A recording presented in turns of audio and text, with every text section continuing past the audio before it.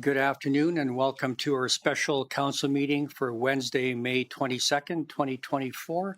I'll call the meeting to order at 5 p.m. First item on the agenda, under agenda item 1.1, is the land acknowledgement. The town of Coaldale acknowledges that we are gathered on the lands of the Blackfoot peoples of the Canadian Plains and pays respect to the Blackfoot peoples past, present, and future, while recognizing their cultural heritage, beliefs, and relationship to the land. The town of Coaldale is also home to the Métis District 1 foothills. Agenda item 1.2, conflict of interest declaration, pecuniary and non-pecuniary. Are there any in the room this afternoon? Seeing none. Moving on to acceptance of the agenda for our special council meeting for May 22nd, 2024. Are there any additions or deletions to the agenda? Seeing none, could I get someone to make a motion to adopt the agenda as circulated? Councillor Pickering. Any further discussion? Seeing none, I'll call the question. All those in favor? Carried unanimously. Thank you. Moving on to agenda item 4.1 under delegation by appointment. We have our Staff Sergeant Mike Numan. He'll be presenting the Q4 update. Mike, whenever you're ready, the floor is yours. Thank you, everyone. Pleasure to be here again. I'd just like to start off, I provided this package, it's Q4, so we're talking about for January to March of 2024, which is our end of quarter, and we start a new fiscal April 1st. In the package that was provided, we have our standard cover letter. Just of note in there is the welcoming of our new Deputy Commissioner, Rob Hill.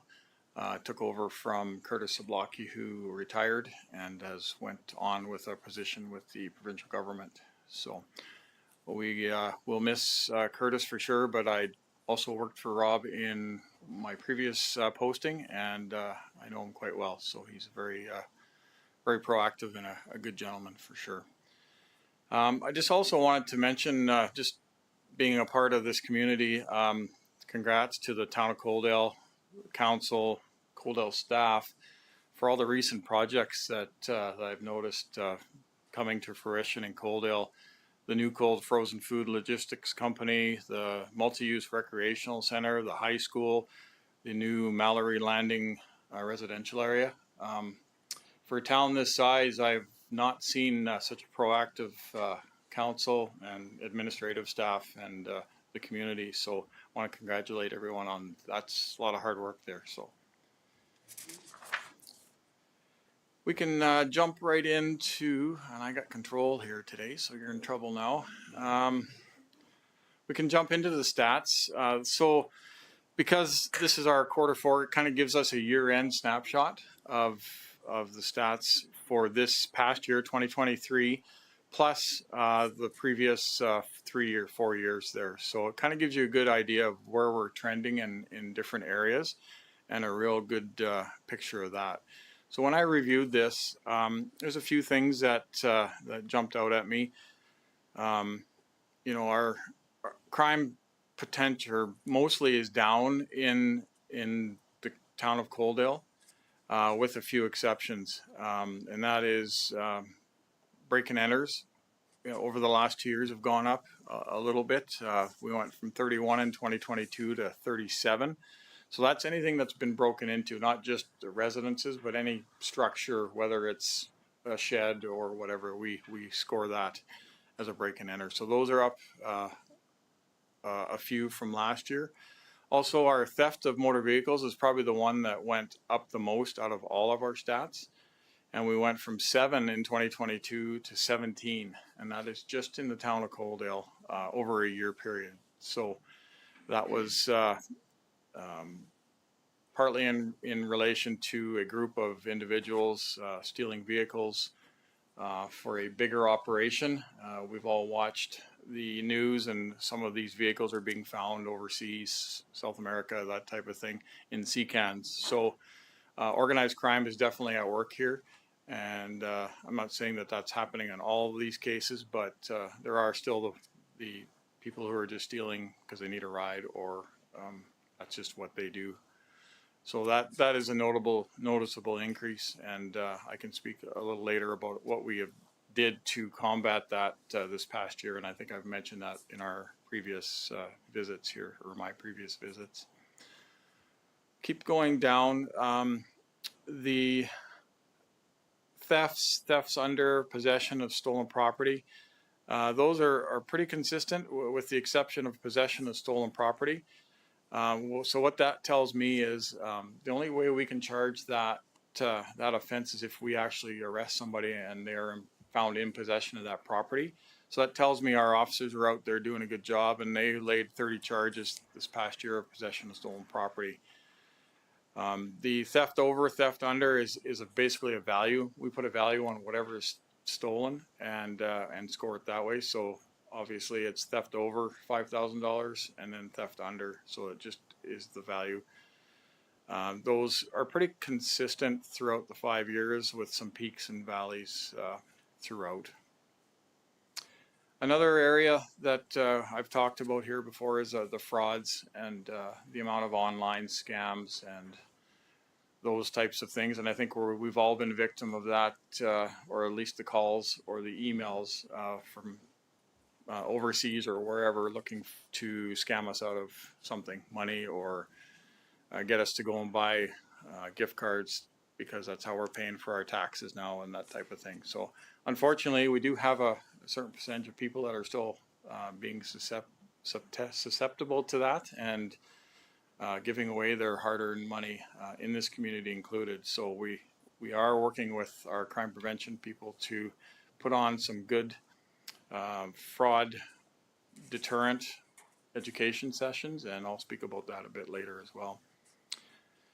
And another area is mischief, damage to property, and mischief others. So really, anytime your mischief as a citizen is interrupted, if you call in maybe not a suspicious, but something's just not right, depending on the circumstances, that's how we score it. So this tells me that's up, but that also tells me that our residents are actually calling in and making that report now, which is good news, and we need to know what's happening so we can respond accordingly. Offensive weapons, I mean, it shows 150% change, but the numbers are pretty low. But that is just people that we encounter or arrest that have weapons on them, or use weapons in assaults, or breaking windows at the Civic Square here, those types of things. Numbers aren't too bad. I'll scroll down to the next page, so it'd be page 2 of that same document. One other thing this last year and continue into this year that we're doing a good job of, the officers are dealing with some drug enforcement. They're getting some good files, doing some good investigations, and taking the initiative to do some drug work, which is awesome. So we had 7 charges for possession and 3 charges for trafficking in drugs in the town of Coaldale. We all know it's out there. It's a matter of trying to pinpoint that down and having enough time to do a proper investigation. So that's come to fruition, and we've done 5 search warrants as well in the town of Coaldale. And that's a result of some good hard work by our members, for sure. Slip down to the Mental Health Act under provincial stats. That number is kind of stayed the same. It's up, peaks and valleys again, but we continue to have a high number of mental health calls for service in all our detachment areas. And it's just the state of the world right now, I think, and people are under stress, pressures, and turning to addiction to help calm that, or other reasons, I suppose. Included in that is also we're seeing an increase in domestic violence, which I've spoke about, just family disharmony because of pressures at home from the cost of living that's continually going up, it seems. Motor vehicle collisions, we had an increase for some reason this past year of injury motor vehicle collisions from 4 to 11, which is a pretty high number. We also have a very busy 2 intersections in town, especially the one at 845 and Highway 3, where we have some pretty high speeds and a lot of vehicles moving and turning in a lot of different directions. So I'm not sure if we can pinpoint why we had such a high increase, but certainly want to stay aware of that and do some public education on safe driving. Also, our property damage. So we have 2 categories: reportable and non-reportable. So anything now, they've increased the reporting limits to $5,000 worth of damage, because it doesn't take much to get $1,000 of damage anymore, or 2,000. So they've upped that. So those reportable ones are any of them that have more than $5,000 damage, and there was 71 of those in 2023 in the town of Coaldale, which is also high, but not that much higher than, and pretty consistent for the last 5 years. So a lot of people commuting, a lot of traffic going back and forth and through the town of Coaldale. We have for our total motor vehicle collisions, we're at 90, which is probably the highest, I guess, by 3% in 2023. So we'll keep tabs on that and look at ways to combat that. We have a new alcohol impaired driving legislation. It's provincial. I think I've spoke about that as well. So we're starting to use that legislation rather than sending people to court. So we've charged 7 people in the town itself with impaired driving through the new administrative license suspension program. Of course, we still do our, if there's any serious circumstances or multiple or repeat offenders, they do not get the benefit of the administrative license program. They go by criminal code still, and especially if there's injury or death or serious damage to the vehicles, we will still go criminal code. Down to the common police activities, another trend that I'm glad to see is the suspicious person vehicles property reports. 131 last year. Again, I think our message of reporting anything that people are seeing to us is at least getting through, and some people are doing that. And the only other noticeable thing would be the search warrants. As you can see, there's been not a lot of search warrants done in this town in the last 5 years. 1, and then we had 5 in last year, and we've had some in this new year as well. So got a really good eager bunch of constables and corporals that are really willing to get out there and do the work it takes to get those search warrants signed. So I'm happy to share that. I can continue with all the other documents, or I can answer questions at the end, or I can stop at the end of each. It's up to our council. I think you're safe to continue. If any member of council has a question, just raise your hand and then the chair will get you going. Thank you. So this next report is, sorry, I'm not keeping up with this. I'm not very good at doing 2 tasks at once here. This next report is for the Q4. So it basically is the same report, but it only breaks down from January to March for the last 5 years, and shows you kind of how we are doing for those same 3 months over the last 5 years. I went through these, and the numbers are quite low for sure, with the exception of in 2024 our assaults are up a little bit from last year, but not higher than previous years. Also, the mischiefs are up a little bit as well, but again, nothing too out of this world for sure. Nothing jumped out at me on any of these. As you can see, in 2024, we did have some more drug enforcement, and we had 3 more charges of possession and 2 of trafficking, which is great to see. And another search warrant issued.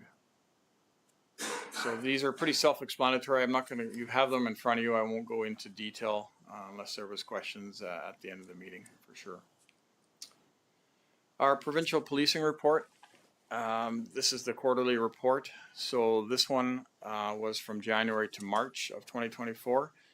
Again, we're fairly active in our community consultations and being involved in all our communities, specifically in Coaldale. This report will document that. We are continuing our relationship with MAD Canada about their Red Ribbon project and are actively involved with their program. I regularly meet with CPO Mark Anderson. We discuss the traffic plan for the upcoming year. He's always good at getting our viewpoint as far as the R.C.M.P. and any concerns, issues, and he addresses it in his traffic plan. And then we also talk about events, issues that come up or have come up in the town itself. So it's a great relationship that will continue on. Also went to several COP meetings with many of you that are here today, just getting that program up and running. We have a liaison officer who has kind of taken the initiative to, or is at the helm and making sure that that's going off well. I've been to many of the meetings also because I want to make sure that this is successful and we get started on the right foot. I had continue to sit on a domestic violence action team board, and it involves all agencies from Southern Alberta, whether it's probation, parole, addictions, those types of things, and we just talk about how talk about cases, and we see how we can better serve the community and get better programs to help that. Been to council meetings a couple times. One really good presentation that we had our Kalen McTighe, our community crime prevention lady from Calgary. She came down and went to the community center, the hub here, and she did a presentation to the seniors on scams, frauds, and answered questions. It was very well received, and I think she's going to continue doing that if there's interest at other places in Coaldale as well. Participated in the law enforcement torch run. That was a good event that had a nice ceremony here. I have regular meetings with your administrative staff, including Kalen and Kyle, just to make sure that we're all on the same page and discuss anything that's relevant to our concerns and things that we need to address. We continue with crime reduction initiatives. As we speak today, our crime reduction team is in the area looking for some specific people, and we'll continue to have them come down. They're always welcome in our detachment, and they bring a great resource to our area here for sure. Man, I'm not good at this at all. You should have ran this. Or you are moving it for me. Thank you. So we talked about, or I spoke about our community priorities. They're fairly broad priorities for the communities, and they are traffic enforcement, police community relations, our visibility, and then intelligence-led policing, which is crime reduction, prevention, focusing on the habitual offenders. We had a really good year in the whole detachment area, in all three areas. Traffic enforcement, have a good cooperation with our CPOs here, sheriffs, Fish and Wildlife, other detachments, Lethbridge Police, Tabor Police, and do check stops routinely with all of them. We will continue to do that moving forward. Our police community relations, as you can see, just for this community, we're heavily involved, as we are in others. So I believe we had over 125 community initiatives or events over the year period for our whole detachment area, which is fairly busy because it's all stuff that's not call responding. It's stuff that we're doing extra to be involved in the community. So we will continue to do that, and also going to continue. It's the only way to police is through intelligence and working together with our partners to focus on the 10% of the individuals that are committing 80 to 90% of our crime in our areas here. So these priorities I'm going to keep moving forward. All the town halls that we've had, these three topics seem to be the most relevant, and we can create initiatives under each one to identify and tackle certain problems in this community. I'm not sure if I mentioned this or not at my last meeting, but we don't have a school resource officer. The CPOs are doing some of that, but we're lacking. I felt we were lacking in our school presence. So what we've done is we have 19 schools in our detachment area, which is a lot. So every member has been assigned a school, and they're responsible for making contact with that school staff and going to presentations, doing lockdown practices, those types of things. It's been really good results so far and really good feedback. So we'll continue doing that moving forward.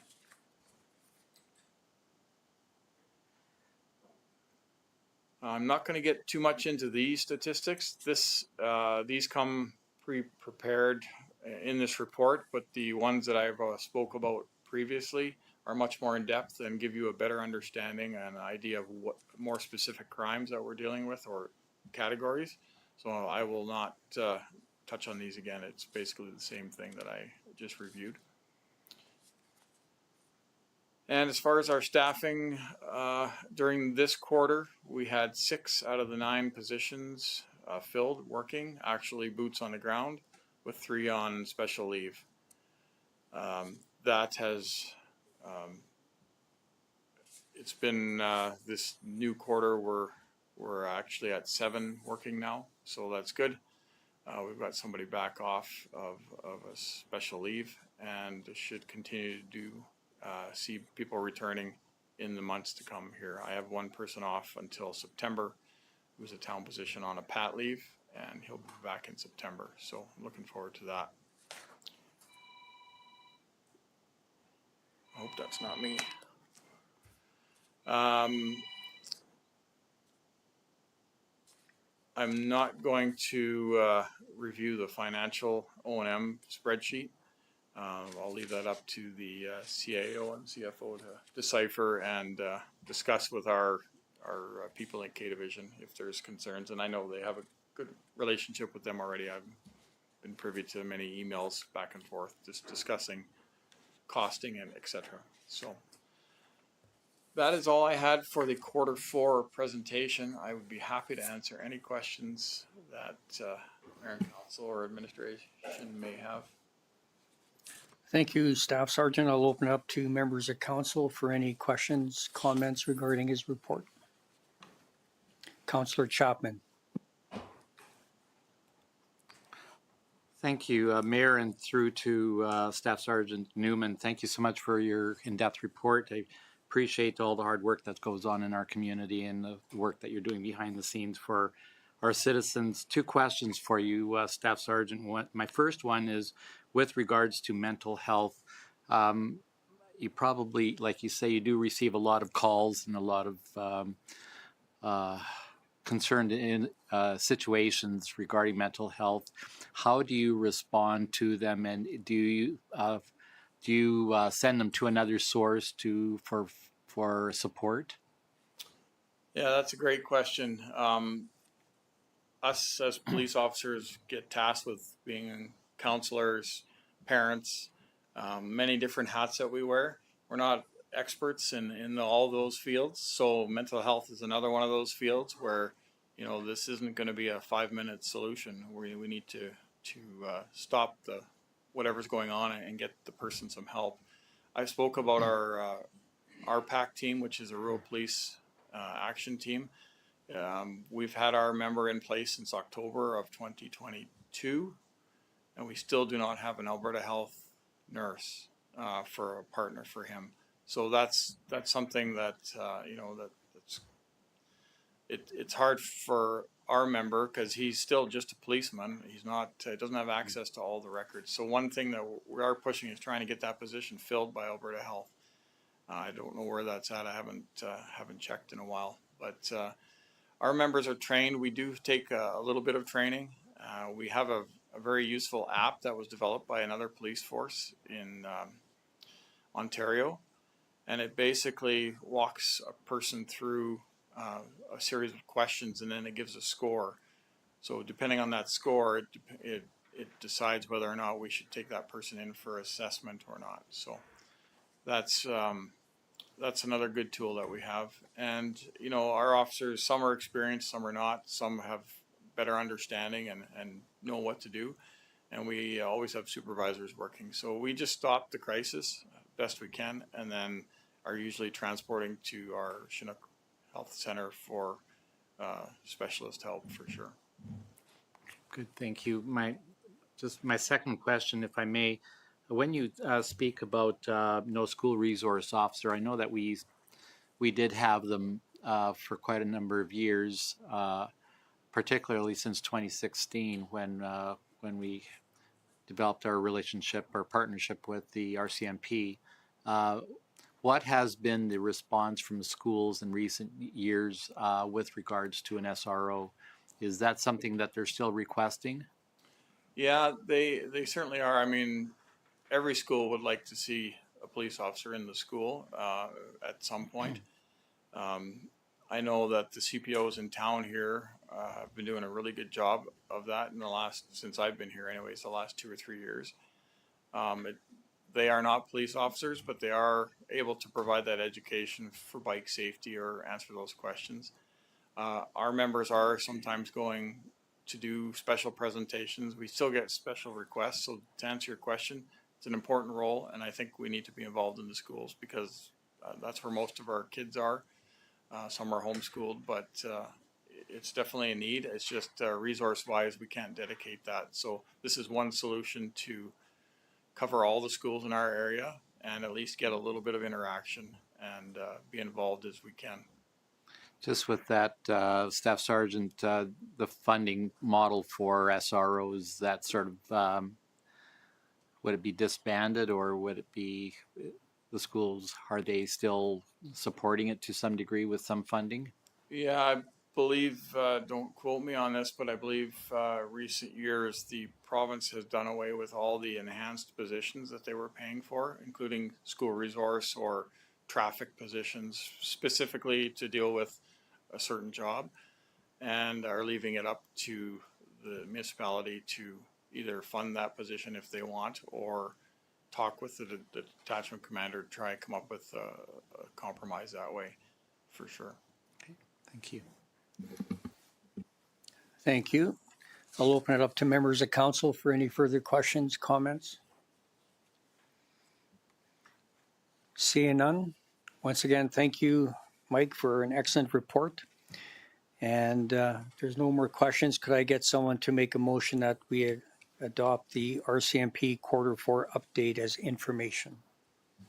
Councillor Reese. Any further discussion? Seeing none, I'll call the question. All those in favor? Carried unanimously. Thank you. Thank you. Moving on to a business arising from the minutes. We have agenda item 6.1. We have our Chief Financial Officer and Deputy CAO, Kyle Beauchamp, presenting on the 2024 operating and capital budget amendments. Kyle, whenever you're ready.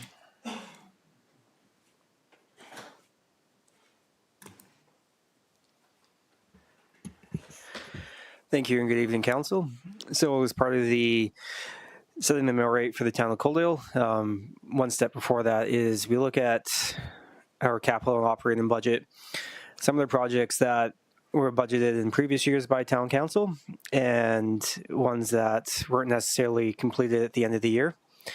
Now that we have the audited financial statements completed, we've identified various capital and operating projects that we need to amend in our budget to carry forward those funds in order to complete those projects for the 2024 year.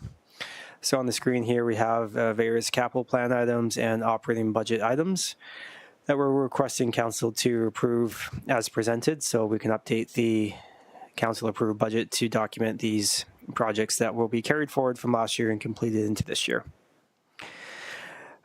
With that being said, I won't go through each item here specifically, but I'll be happy to answer any questions from council on any of these. And I will turn it back to town council for any questions on that. Thank you, Kyle. I'll open it up to members of council for any questions, comments. Councillor Beekman. Sorry about that. Thank you, Mayor. Thank you, Kyle. One question about the in the capital budget, the amendments on the capital budget, that rail spur. The dollar figure we're showing here, not necessarily the dollar figure I remember discussing on what our portion of that rail spur would be. Can you just elaborate a little bit more on why we're sitting at 6.9 there? Definitely, yeah. So the 6.9 is related to the cost of the rail. The number you would have had before was the cost of the rail and land. So land was acquired in the previous year. So that's why that isn't included. The cost for the UC for the rail spur, if you're thinking it's higher than what you anticipated, Yes. is it includes the full cost of, because we're building an asset that's ours, we include the full cost of it. So the funding for the rail spur, there's the town of Coldale costs, and then there is the portion through our third-party agreements. So if we go on to if you do look onto the budget here, I don't know if the bottom line in yellow that I'm kind of highlighting. Can you see that on the screen? You see here that there's a portion that's funded through the town of Coldale. Mm-hmm. And then you see there's a portion on the right funded through partnerships. So that's funding that would be external to the town of Coldale. So when we do build these, since we own the asset, we have to capitalize the full cost of it. So that's why in the full budget it's the full cost, but we're only paying the portion that you would have been briefed on before. Okay, so this doesn't include the partnerships then. This does include the partnerships, so that's why the number's higher than what you were anticipating. Okay, Yep. Thank you. Any further questions, comments for our presenter?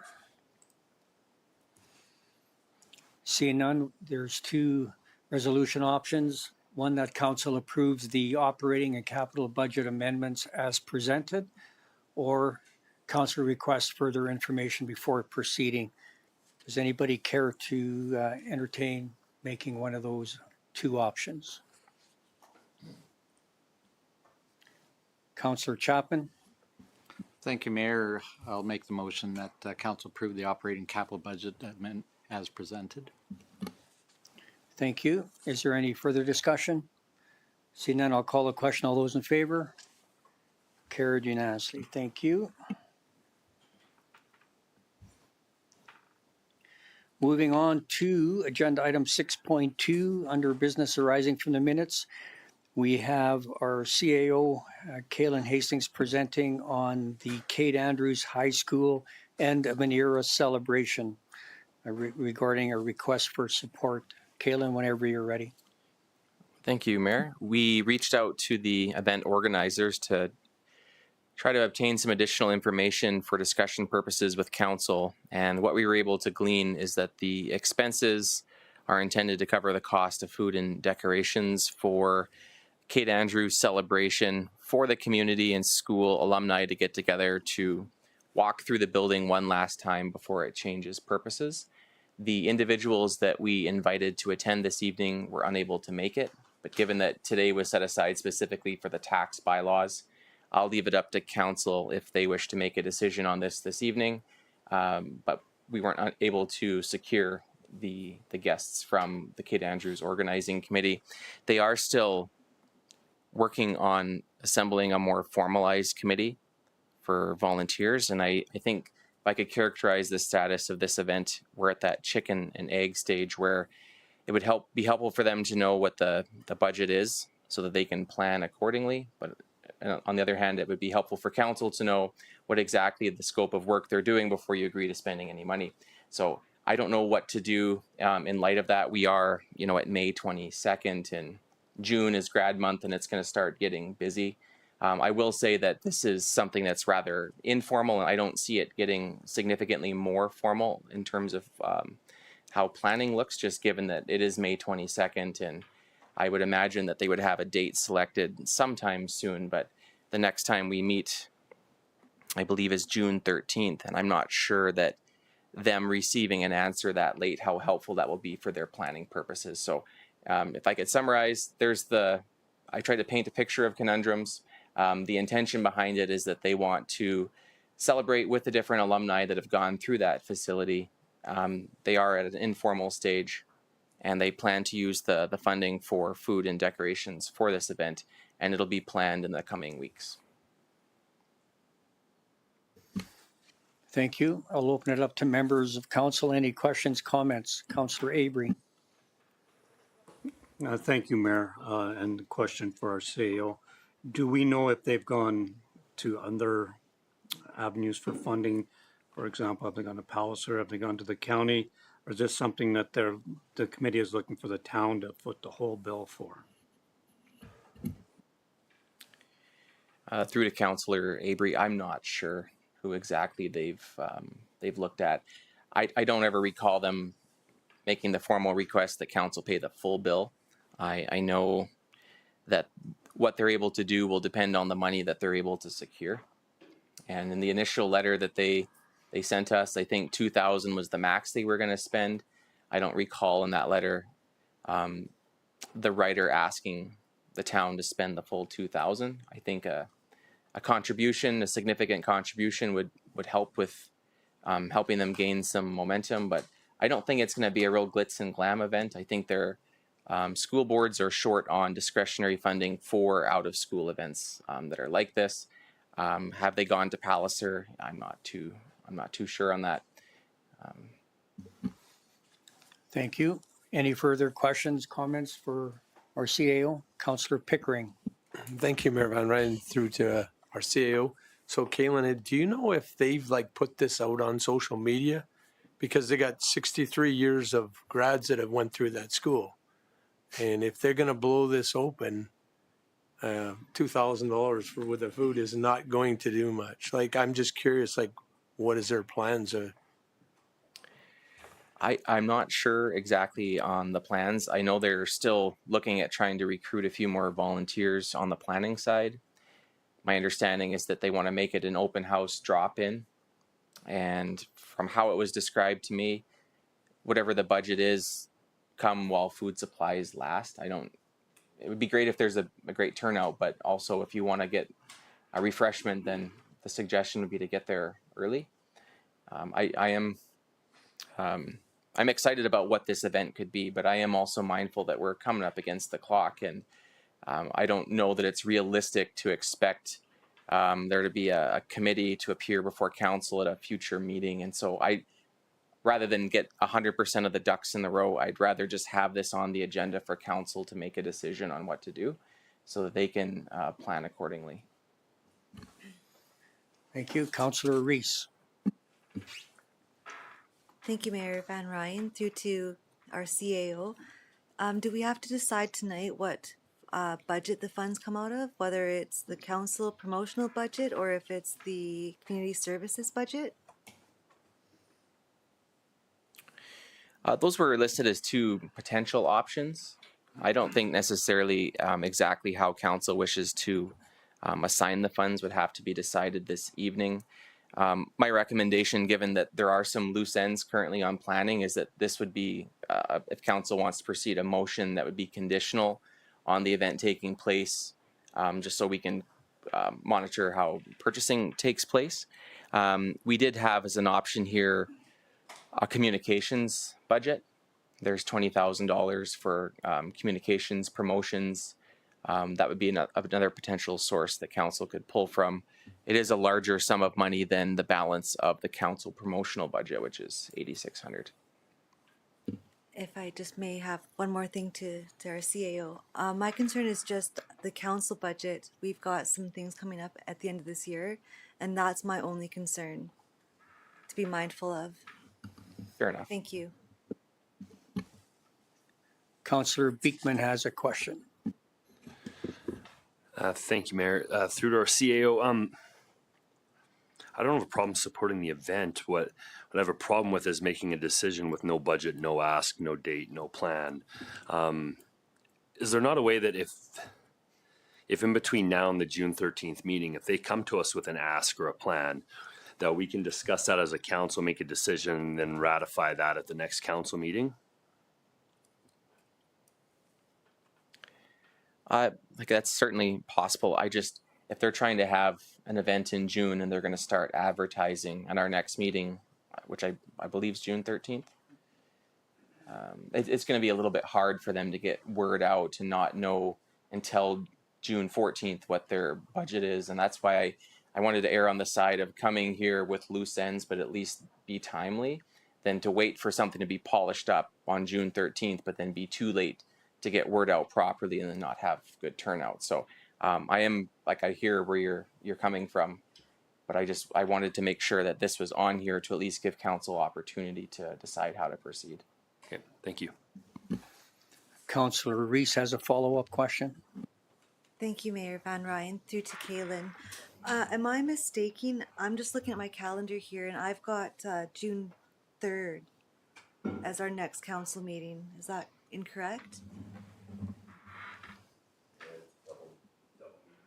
Yeah. Yeah. Oh, is it the 3rd? Yeah. Okay, I got the 3 part right. So it is the 3rd. That is actually helpful. Okay. So I don't know what you want to do with that there, but that does work to our advantage a little bit, because then we can possibly have them in to discuss this with us, possibly. So what specific information that's not here would council need to see in order to make a decision? Well, to be honest, I would be okay with supporting this committee or whatever's going on, but whatever everyone else would like to see further, I think that's fair. So maybe Councillor Beekman can speak to that. That's right. Yeah, I guess I'd like to see a budgetary ask first and foremost. Like, what are we looking for? What kind of dollars are we needing? Even a rough number here. Like what I see right now in this in the staff report, and they'd like to have an event. They'd like funding, but that's all we've got. I'd like just a little bit more of a plan, like what they're looking for in terms of dollars. Okay. Councillor Chapman, then Councillor Avery. Thank you, Mayor. Mayor, there's 2 requests here. One for some funding, and another request to have a representative council speak. I'm thinking about Councillor Avery's question and regarding other jurisdictions that might support it, such as Palliser or Lethbridge County as well. And I'm just wondering if we should set a placeholder amount and then find out from this committee if they are seeking a balance of funds from say Palliser or even from the county for the rest of the funding for this event. And so if I were to say we put a placeholder amount of $1,000 down and see how much that can be balanced with the other with Lethbridge County and Palliser. Are you making that a motion, Councillor Chapman? I would hold off on a motion until we have a kind of more of an affirmative, if that might be a better direction. If not, I'll make the motion to put a placeholder amount of $1,000. Thank you. Councillor Avery had a question, comment? My comment is basically exactly what Councillor Chapman was going to say. I think the information provided gives us everything we need to try and make a decision. $2,000 for food, $300 for decorations. They're looking at some memorabilia experience for all the attendants. So I agree with what Councillor Chapman is saying. If we can put some seed money of $1,000 towards it, I think it's a good start for them, because everything I believe is in our package. Thank you. And my only comment on that is, as far as it coming from the council promotional budget, we were over on that last year, so we need to find another option for that, whether that be the communication services budget. But regarding it just being seed money for now, and we can revisit this once we get more information. So before I call the question, I'll open it up for council. Any more questions, comments? Seeing none, there's a motion on the floor by Councillor Chapman to have a placeholder of $1,000 towards this event, pending more information from the organizing committee. Is there any further discussion? Seeing none, I'll call the question. All those in favor? Carried unanimously. Thank you. Moving on to bylaws and policies, agenda item 7.1. We have the 2024 property tax bylaw 892-C-05-24 regarding second and third readings. And again, we have our CFO, Kyle Beauchamp, presenting. Kyle, whenever you're ready. Thanks again, Mayor. So yes, we do have the property tax bylaw for 2024 presented to you. There is slight amendments to the figures in this bylaw that you would have seen from first reading. The amendments come, in regards to the mill rate. The changes are at the point of thousandths of a decimal, so they're very minuscule. They have largely been updated based on the Lethbridge County finalizing their municipal property taxes at their Friday special council meeting. So now that we have those figures updated, we've amended the bylaw here for council to present for second or third reading. Again, any changes here are very, we haven't documented them for council, but they're very minor, again, to the extent of 1,000th of a percent or thousandths of a decimal. With that being said, I'll turn it back to council for any questions before proposed second or third reading. Thank you. I'll open it up to members of council. Questions or comments? Kyle, if you could just, based on what you just provided, so give us what the final tax rate will be for residential and non-residential, please.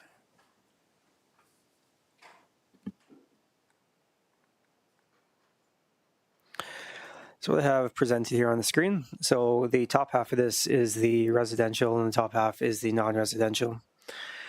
So the total tax rate that a resident will see on their tax bill is, so for reference, when I say the number 10, that's roughly 1%.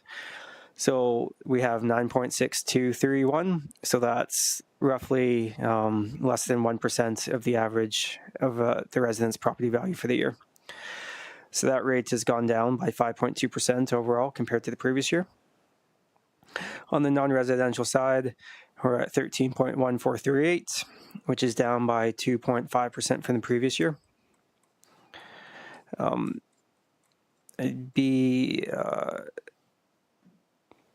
Just another point to highlight, Coaldale's average tax rate. So you can see that this is the municipal taxes for residential. So what we do here is a little comparison for you as well. So we have Coaldale, Tabor, Lethbridge, and Blackfalds comparing their 2024 municipal tax rate. You can see on average, Tabor is 13% higher, Lethbridge is 13% higher, and Blackfalds is 9% higher. So residential property taxes, for our neighboring communities and our comparable sister community, which we like to use, are on average 10% or higher in those communities than the town of Coaldale. So again, taxes on average are cheaper in Coaldale. On the non-residential side, you see Tabor's non-res business tax is 29% higher. Lethbridge is more than double at 54%, and Blackfalds is at 10%. So again, our business tax is quite attractive and lower than our comparable in our sister communities as well. So this is some, if you do receive comments or feedback regarding property taxes, again, nobody likes to pay property taxes, but when we do our best here to maintain a competitive rate that's efficient and effective for operating in the town of Coaldale, and by all the metrics lower than our comparable municipalities as well. So just for our viewers at home, once again, residential you said was going to be 5.2%, What is the non-residential number? Yeah, so the residential rate is 5.2% lower than last year. So the rate is 9.6231. The non-residential side is 2.5% lower, so it's 13.1438. So those figures here, I will just kind of highlight on the screen, just so council can pinpoint that easier for future reference. Thank you. Any further questions, comments? Councillor Avery. Thank you, Mayor. Thank you, Kyle. And I just want to say how much I appreciate how you've broken this down. And, I believe this is something that we should be getting out in the print because every time you talk to a realtor from the city that's trying to sell a house in Coaldale, they're always saying our taxes are so much higher out here. And even with our tax levy, we're still, $260 less than what the city is. So I really appreciate how you've broken this down and understandable it is. I really want to commend you and your team for this. Thank you, Councillor Avery. Well said. Any further questions, comments? Could I ask for someone to consider making a motion to pass second reading? Councillor Avery makes that motion. Any further discussion? Seeing none, I'll call the question. All those in favor? Carried unanimously. Thank you. And finally, need someone to sponsor third and final reading. Councillor Chapman makes that motion. Any further discussion? Seeing none, I'll call the question. All those in favor? Carried unanimously. Moving on to agenda item 8.1 under new business, we have the 2024 volunteer firefighter property tax credit. And again, we have our Chief Financial Officer and Deputy CEO Kyle Beauchamp presenting. Go ahead, Kyle, whenever you're ready. So following previous years' motions by Town Council, what we have for you is the volunteer firefighter property tax credit.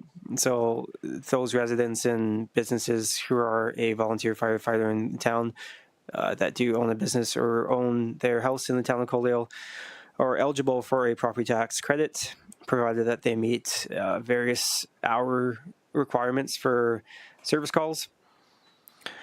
In order to apply this tax credit under the MGA section 347(1), Town Council essentially has to approve the write-off or cancellation of the taxes in the corresponding amount. Because of that, we have the ask from Council to approve the volunteer firefighter tax credit as presented, so that we can make those adjustments on the tax roll before setting out the tax notices. The total amount for the tax credit this year was $27,600. This is increased from $22,800 from the year before. Largely, the number of businesses and volunteers remain the same, but it appears that the actual hours that these volunteers were putting in have increased, and thus the increase into the tax credit for this year. Being said, I'll turn it back to Council for any questions on this item. Thank you, Kyle. Open it up to members of council. Questions, comments? Seeing none, could I get someone, Councillor Pickering? Thank you, Mayor Van Ryn. I was just going to sponsor the motion to. Thank you. So Councillor Pickering makes the motion that council approve the cancellation of taxes for residents and businesses that have qualified for the volunteer firefighter tax credit. Any further discussion? Seeing none, I'll call the question. All those in favor? Carried unanimously. Thank you. I will require a motion that council move into closed session at 5:54 p.m. in accordance with section 197-4-B of the Municipal Government Act to discuss matters exempt from disclosure for items 13.1, subject to section 18, disclosure harmful to individual or public safety, and section 23, local public body confidences. Could I get someone to sponsor that motion? Councillor Beekman. All those in favor? Carried unanimously. Thank you. We'll take a 5-minute break.